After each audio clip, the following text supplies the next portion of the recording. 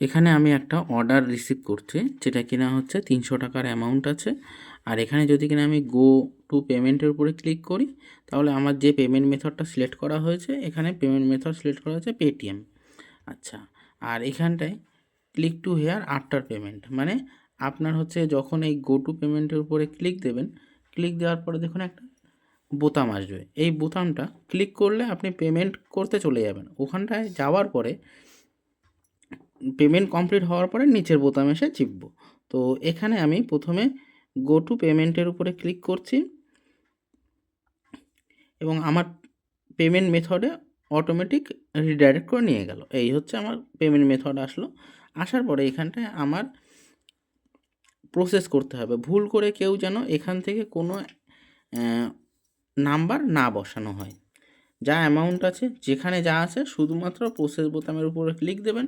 Complete করার পরে এখান থেকে আপনার যে ব্যাংক থেকে আপনি টাকাটা কাটাতে যাচ্ছেন সেই ব্যাংকটা টাকাটা সিলেক্ট করবেন। করার পরে এখান থেকে প্রসেস করবেন। করার পরে আপনার যে পিন নম্বরটি আছে সেটা বসাবেন।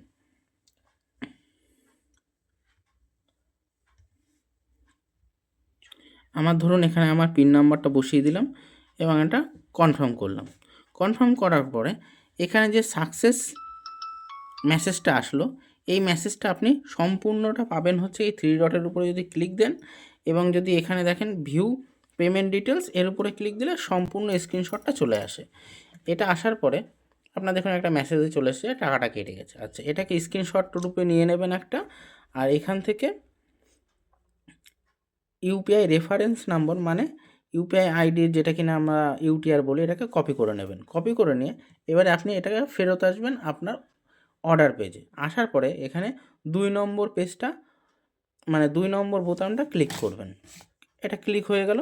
এটা একবারের বেশি দুবার করতে পারেন, সমস্যা নেই। আচ্ছা, এবারে অর্ডারটাকে লক করে দেবেন। এখানে লকের উপরে ক্লিক করবেন, এখানে কনফার্মের উপরে ক্লিক দেবেন। ক্লিক দেওয়ার পরে এখানে দেখুন একটা যোগ বোতাম আছে, এর উপরে ক্লিক দেবেন।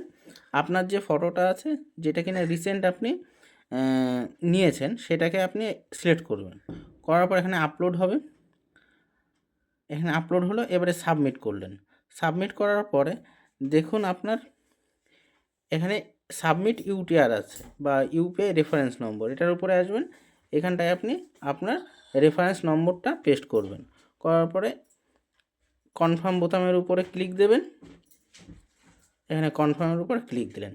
অর্ডারের ইজ বিগিন প্রসেসিং, মানে আপনার অর্ডারটা প্রসেসিংয়ে আছে। ঠিক আছে, এটা অর্ডারটা লকিং করে দিয়েছে। তো এটা কনফার্ম করে ছেড়ে দিলেন। এখানটা ব্যাকে আসলেন। এখানটায় আপনি যদি ব্যাকে এসে দেখেন যে হ্যাঁ আপনার অর্ডারটা কী অবস্থায় আছে, রিফ্রেশ করে দিলেন। রিফ্রেশ করে দিলেন, আরে আমার তো অর্ডার সাকসেস হয়ে গেছে। সাকসেস হলে এরকম একটা চিহ্ন আসে। আপনি দেখা যাচ্ছে অনেক সময় লকিং করতে গেলেন, লকিংয়ের প্রসেসটা দেখানো হলো যে প্রথমে ছবিটা আপলোড দেবেন